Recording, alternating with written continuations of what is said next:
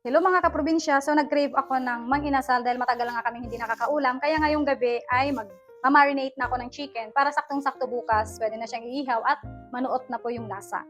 Tuturo ko sa inyo kung paano ko ito tinitimpla para pwede nyo ring gawin pang sarili o kaya pang negosyo.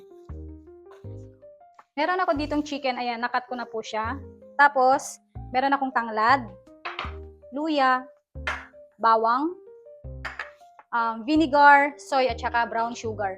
Hala, paminta po pala. Nakalimutan ko. Wait lang.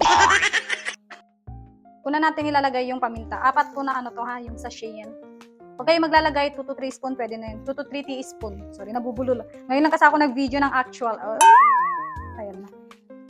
Tapos ilalagay na natin yung bawang, luya. Ilalagay na rin po natin yung tanglad.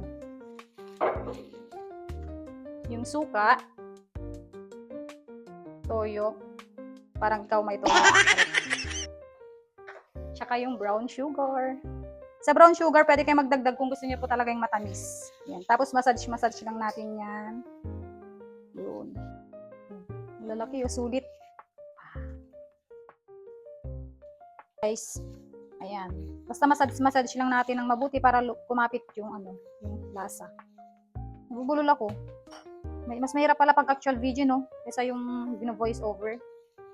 Pero hindi kasi ako pwede magngangawa ngayong mga kaprobinsya kaya ganito na lang. Yan.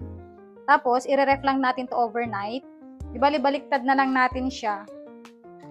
Huwag kalimutan yun para magpantay yung lasa. Kaya tatakpan ko na lang ito sa ako ilalagay sa ref. Ayan, okay na to. 2,000 years later. Tara, tuno na tayo guys.